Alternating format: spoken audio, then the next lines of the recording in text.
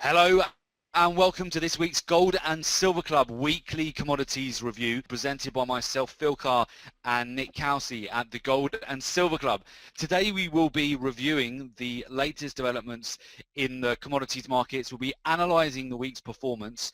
The live session will cover an end of week summary for the metals, the energies, agriculture. We'll be looking at gold, silver, oil, natural gas and coffee amongst other commodities. We'll be looking at the top trades of the week. We'll be covering a live market commentary and technical analysis, as well as looking at the week ahead. So key events, looking forward, and of course answering any questions you may have too. So the gold price this week has been very lucrative. We've seen, in terms of world news, the commodity price surge as tension in Iraq increases the safe haven demand. Iraq is back in the news headlines again this week as a surge of violence across the country 3 years after US troops withdrew has raised the prospect of a return to civil war in OPEC's second biggest oil producer.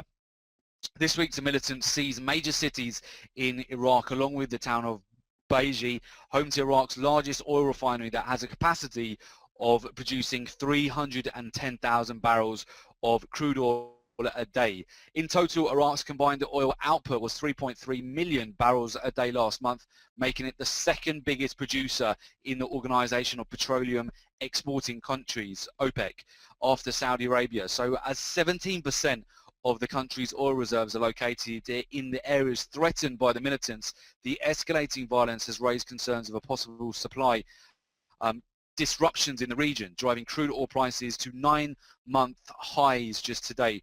On Friday morning, WTI rallied to 106 US dollars a barrel, a level that it last touched in September 2013, whilst Brent crude oil climbed to $114 a barrel, a level it was last seen at in August 2013.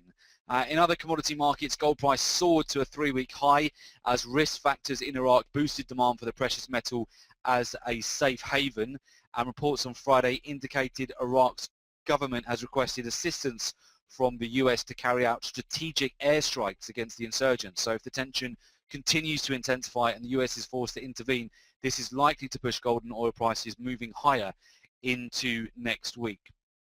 Now, in terms of local news in South Africa, South Africa's credit rating downgrade looms. South Africa is facing its second credit rating downgrade from Standard & Poor's in 2 years following a 5-month mining strike in the US, in the country. Fitch changed the country's outlook from stable to negative as South Africa's economy contracted by 0.6% in the first quarter of 2014. So this was partly due to a fall of palladium and platinum production.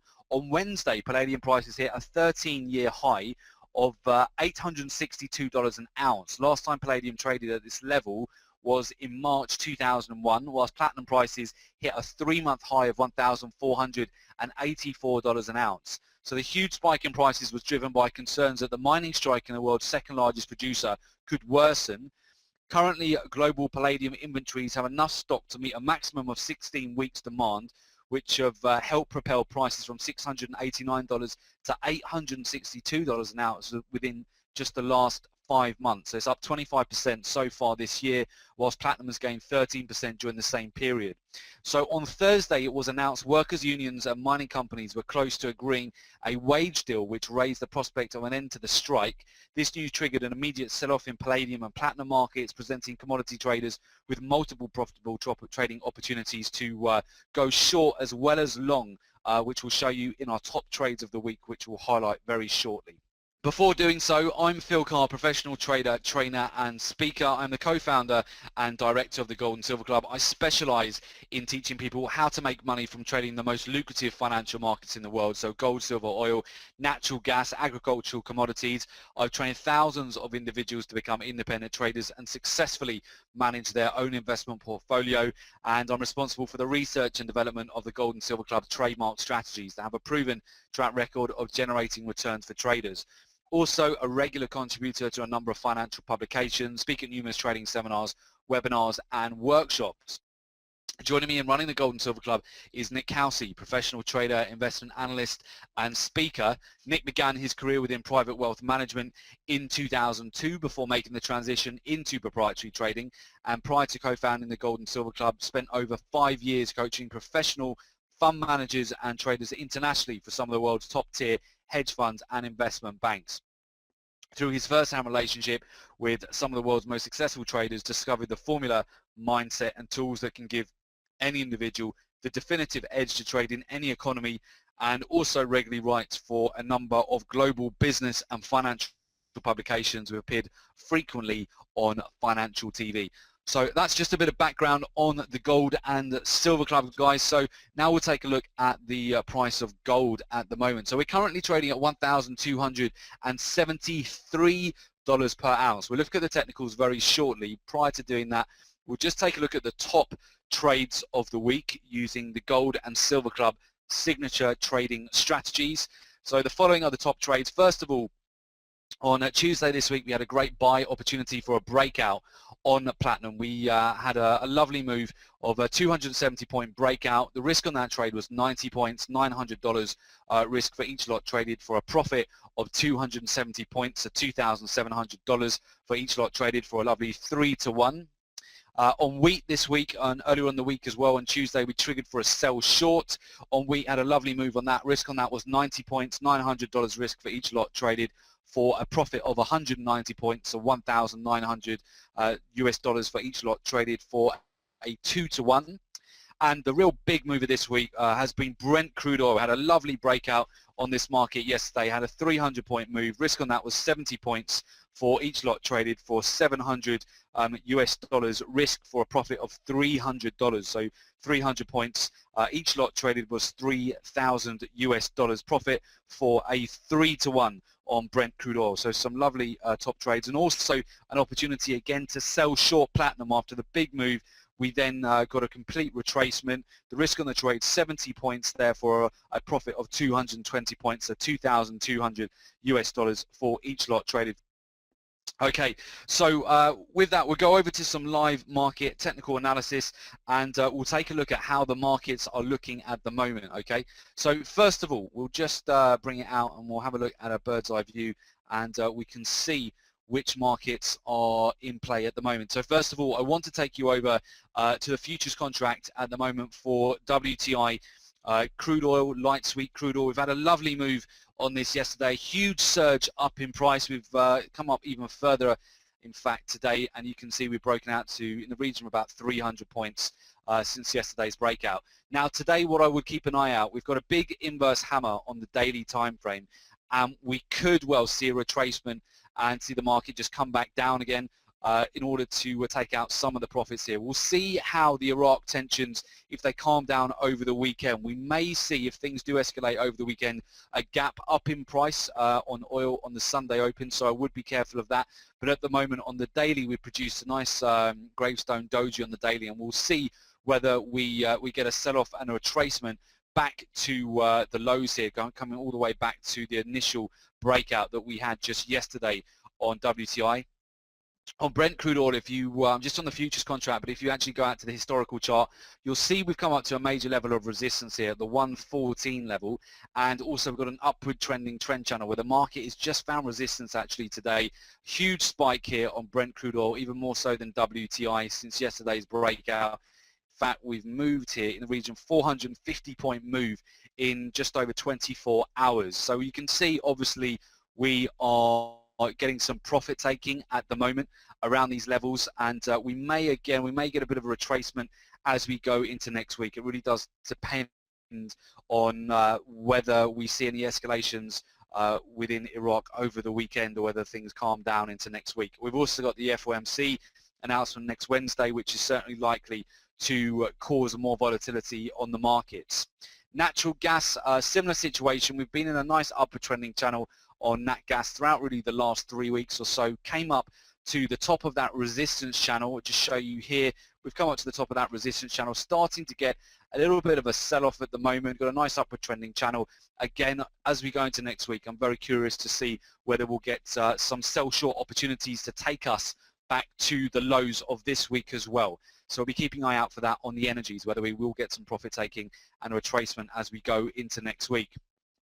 If we take a look at the platinum and palladium markets, palladium is certainly one we want to be watching. So at the moment on palladium, we had this huge pullback yesterday. We had circa, so let's just take a look from the highs down to the lows. It's been over a 500-point move in just over 24 hours on palladium, a big pullback. But if you just draw a very straightforward trend channel on palladium, you'll actually see we've come down, we've bounced right off that channel, and I wouldn't be surprised here to see a lot of traders go and get some value here at the moment on this current pullback. We've been in a very strong trend so far in 2014. We've come right down to a key level of support, which has held actually today, and if we do get a bounce all the way back up to 2014 highs, we've got in the region of about a 500-point swing trade here for palladium. So I think this is definitely one to watch and see whether this is going to represent a nice pullback opportunity for a buy.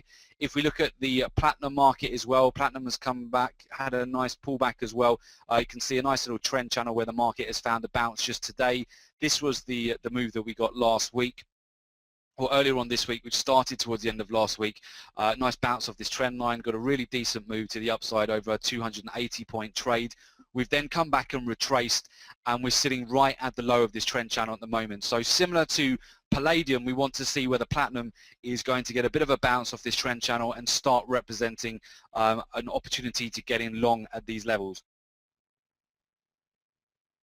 On that note, we'll have a look at other metals at the moment. So gold has been one of our top trades of the week this week. We've had a really nice V-shaped reversal which broke out to the upside this week. We did discuss this last week as well. We have actually come up to a key level of resistance here. So if you go on the chart, you'll see the 1277 level here represented support going into beginning of April 2014. That was tested several times during the beginning of May. It's now become resistance, and I would be watching out here for a potential for a sell-off as we go into next week. We've got a nice downward trending channel here, nice V-shaped reversal which has come up and hit its profit target, and we may be seeing some, we might start to see a bit of a reversal in gold as we come into next week. And we've got some key news announcements to watch out for as we go into next week as well. We've got the FOMC announcement on Wednesday. I'll talk you through the additional announcements we have as well, but gold looking very interesting here. Nice inverse hammer actually forming on the daily as well.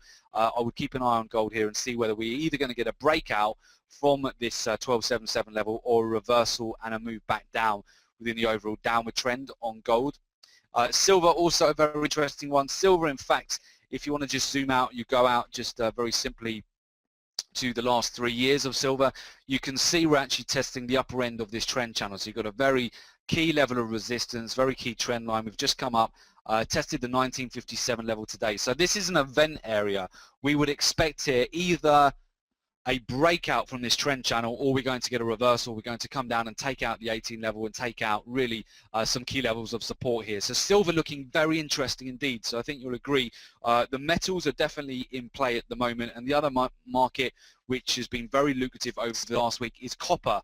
Copper continues to break down. If you go over to just zoom out on the chart, I'm on the futures contract, but if you go over to the spot price and take a look at the historical chart, we've been in a downward trending channel for about 3 years on copper, and we're now looking to take out last week's lows here, ultimately to come back down to test the 3.00 level, and we'll see whether we get further opportunities to sell into copper next week. We do normally tend to get a bottom in terms of seasonality with copper towards the end of June and beginning of July. We'll be watching out for that, but we haven't bottomed out just yet for the copper market. Other markets which have remained quite lucrative and we want to keep an eye on as we go into next week, they will include, we just go over to the coffee market. Coffee looking very interesting here. Just go out to the daily. Bit similar to gold here. We had this U-shaped reversal pattern here. It started to get a breakout to the upside, in fact, today, starting to close above the 175 level, and it's looking pretty good for a potential reversal here on coffee. Again, if you go out to the historical chart, you'll see the 165 level, very key level of support, which is holding at the moment. So coffee, we could be due a nice move to the upside as we go into next week. Wheat, the trend is really your friend at the moment. Wheat, we're just continuing to set off, break lower here. In fact, even today, we're taking out yesterday's lows, so I would expect more momentum to the downside for wheat here for the time being. Corn as well, no real major signals for corn to turnaround just yet. So keep an eye on corn as well. The trend again is your friend on corn whilst we continue this very strong downward trend. And cocoa as well. Cocoa doing very well to maintain its upward trend. In fact, this week we've broken out to the upside on cocoa, broken out to 3-year highs here. I'll just take it out into the larger time frame here, and you can see the very clear trend channel we've been in on cocoa in 2014, and we're just continuing to stay within that nice strong upward trending channel. So cocoa looking good here as well for a continuation to the upside. Again, the trend is your friend on this market as well, and I would certainly keep an eye on cocoa for buy opportunities as we go into next week as well. Okay, fantastic. Right, so with that, guys, we will take a look at the key news announcements which are going to affect the markets, commodity markets, in the week ahead. Okay, so those announcements are as follows. We've got Monday the 16th of June, we have the New York Empire State Manufacturing Index. That's at 2:30 p.m. Central Africa time and 8:30 a.m. Eastern time. And that news represents, let me just double check you can see this slide okay.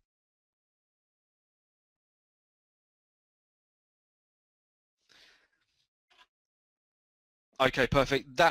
This news relates to the level of general business conditions in New York State. So a level above 0.0 indicates improving conditions, whilst a level below indicates worsening conditions. A higher than expected reading should be taken as bullish for the US dollar, while a lower than expected reading should be taken as bearish for the US dollar. Next Tuesday, the 17th of June at 2:30 p.m. Central Africa time, 8:30 a.m. Eastern time, we have the US core CPI. So the Consumer Price Index CPI measures the change in the price of goods and services, excluding food and energy. The CPI measures the change from the perspective of the consumer. So it's a key way to measure changes in purchasing trends and inflation. A higher than expected reading should be taken as bullish for the US dollar, while a lower than expected reading should be taken as bearish. Next Wednesday, the 18th of June at 4:30 p.m. Central Africa time, 10:30 a.m. Eastern time, we have the US crude oil inventories. Now that data reports the number of barrels of crude oil commercial firms have in their inventory. So commercial firms report those inventory levels to the Energy Information Administration on a weekly basis. A higher than expected reading should be taken as bearish for crude oil prices, while a lower than expected reading should be taken as bullish. And also next Wednesday we have the FOMC announcement. That will be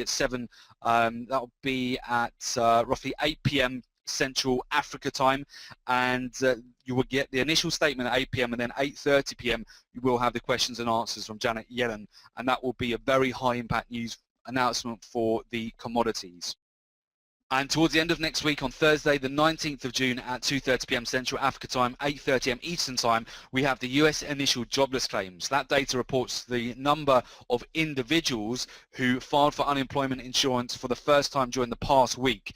It's the earliest US economic data and week-to-week numbers, which can be volatile. A higher than expected reading should be taken as bullish for the US dollar, while a lower than expected reading should be taken as bearish. Thursday the 19th of June at 4 p.m. Central Africa time, 10 a.m. Eastern time, we have the US Philadelphia Fed Manufacturing Index. Now that index rates the relative level of general business conditions in Philadelphia. A level above 0 on the index indicates improving conditions, below indicates worsening conditions, and a higher than expected reading should be taken as bullish for the US dollar, and a lower than expected reading should be taken as bearish. And then next Thursday, 19th of June at 4:30 p.m. Central Africa time, 10:30 a.m. Eastern time, we have the US natural gas storage report. So the Energy Information Administration, the EIA natural gas storage report, measures the change in the number of cubic feet of natural gas held in underground storage during the past week. We saw a massive move to the upside on these inventories this week. A higher than expected reading should really be taken as bearish for natural gas, while a lower than expected reading should be taken as bullish. So those are the key news announcements we need to watch on the commodities in the week ahead. And of course, if you'd like to take your trading to the next level and learn how to trade commodities with the Gold and Silver Club at one of our training centres or online. You can find out more about that. To request information on the Gold and Silver Club coaching programs, our live trading room, upcoming courses, very simply, you can call us at our Johannesburg office at +27 11 083 8403, or just email us at office@thegoldandsilverclub.com. And also go on the link www.jointhegoldensilverclub.com and request further information on upcoming courses. And of course, make sure you subscribe to our newsletter at www.jointhegoldensilverclub.com. You will receive a free weekly report on the precious metals, energies and agriculture, as well as live market analysis and prices. So do make sure you take advantage of that as well. Okay, fantastic. So what I'll do, I'll leave these details on the screen for those of you who want to get in touch, and we wish you good luck for the rest of the day's trading. Have a great weekend, and we will catch you back here same time next week. Okay, take care everyone. We'll see you on the next one. Cheers. Bye-bye.